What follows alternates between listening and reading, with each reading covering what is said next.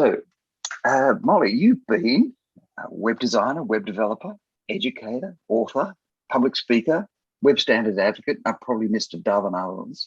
Which is your favorite role out of all these sort of plethora?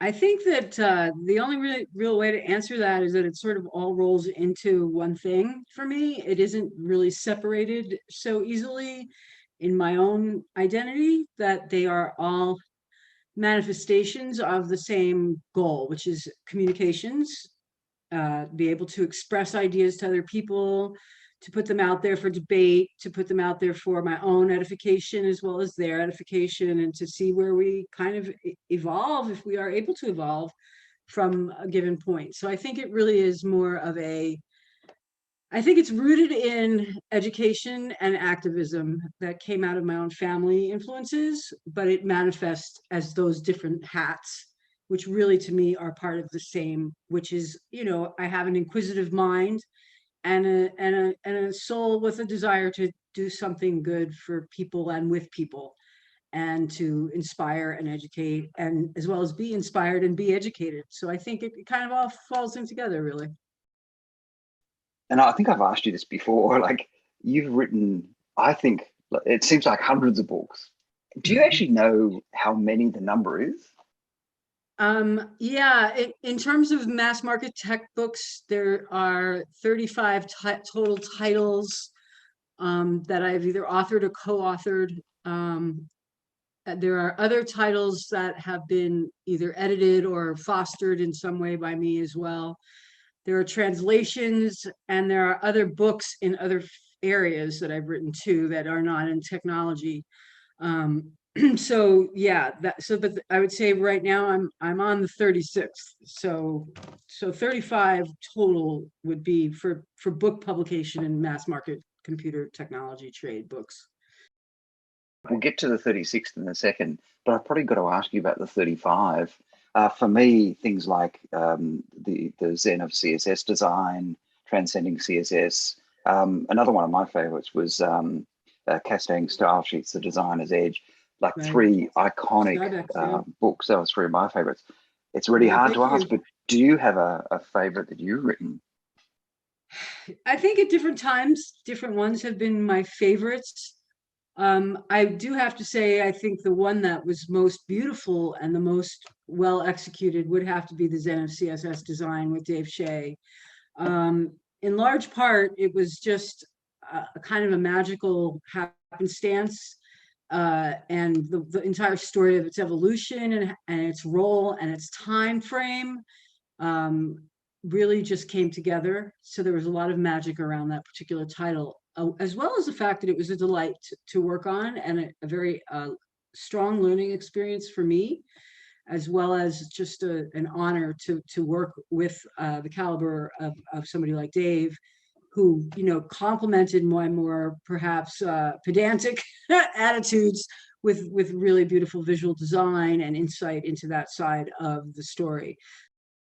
So let's talk. You said hinted at earlier 36 in the pipe. What am I allowed to ask? What's the Yeah, oh yeah, of subject? course. So the title is called Included: Redefining Accessibility for the World Wide Web. And in it, this is not a book on how to do A11Y. Okay, it's not a book on how to write, to the web content accessibility guidelines. It is not a book that teaches web accessibility initiative principles. It is not a book that teaches you how to do way ARIA. It is not a book that teaches necessarily how to practice the art and science of accessibility. What it does is it positions socially the idea of what accessibility is in our workaday world minds to better empower us to ever be more inclusive and expand inclusivity in a world and a way that I define as being exclusive. We think exclusively, we do not think inclusively. I saw on LinkedIn this a little while ago. You were mentioned about arthritis, and I'm going to pronounce this wrong. Trains, yeah. Dupuytren's. So you mentioned about arthritis and Dupuytren's, and so I want to Yeah. ask you, like, what does that mean for you? And especially now you're writing a book, what does it mean? So for people who aren't familiar, I don't know if people are familiar with what Dupuytren's is, and it's basically this is a really funny anecdote. I don't know if you're familiar, but Dupuytren's it's named for the man who treated Napoleon Bonaparte. He's given the title of this disease, but he's famous for having cared for Napoleon Bonaparte's hemorrhoids. That's his claim to fame. I kid you not. Let's talk about weird trivia things, but it's really a very common issue, and it occurs in aging. It's also referred to as the Vikings disease, which I find very ironic since I don't have a drop of Viking blood in me. But having had spent my time in the Nordic and Scandic countries, I wonder if it wasn't a little parting gift from people. But it's a bilateral. For some people, it's unilateral, but it's a thickening of the fascia that's here, a thickening usually. But what happens is that with time, when you begin to look, if you look at my hands during fatigue times, you'll see that the fingers, the ring fingers, become contracted, and you will, if you've ever seen a person with rheumatoid arthritis in their hands, they become very twisted, and you can end up with that type of level of contracture from Dupuytren's. Okay, and so it is a common but often disabling if it cannot be treated. And in my case, it's very aggressive, and the treatment is usually surgical, which is something I can't personally go through for what would be considered a less priority medical issue. It's not so crippling that I can't work with it. There are just times when extra fatigue. Same thing with arthritis. People who have suffered from any level of arthritis are sure to know how that can really fluctuate depending upon environmental factors, as well as any kind of medications or foods, or things that you're doing that may or may not help or hurt those particular ailments. So the combination of arthritis, which is hereditary in me, so I have the inflammatory arthritis in the fingers and hands and wrists, as well as this contracture occurring that's pretty profound in both sides of my hands. So what happens is, essentially for me, at least, this comes to where if I'm working for too long, or if I'm just having a bad day, the fluidity of my typing becomes very compromised. And suddenly I'm finding myself having to rely on voice input and output for interacting. And it's not a visual, although the sight issues are becoming of issue. Aging is aging is such a joy. Let me tell you, all of you temporarily able-bodied people out there, prepare for shock and horror. One day you're going to wake up and it ain't going to be the same. So between all of that, it's become extra challenging to get the words on the page, and to really articulate and refine and edit and move around as efficiently as I used to be able to. And this has definitely become a compromising position, to say the least. And for me, not an easy thing to deal with at all. Well, let's wrap up with a final question. I think you've actually sort of been answering this to some degree anyway, but it's obviously you're deeply passionate about accessibility, and you have been for many years.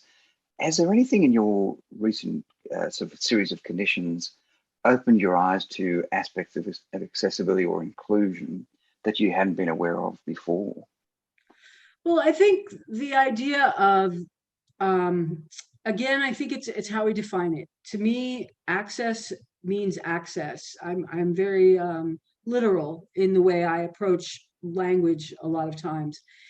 And when we talk about accessibility, I think what began to become very clear to me was, as a person who's always had, I came to the web already disabled, and people, I think, didn't realize that sometimes, because the appearance, it doesn't, I don't really have what we call a hidden disability anymore. It's quite clear at this point that it's not hidden.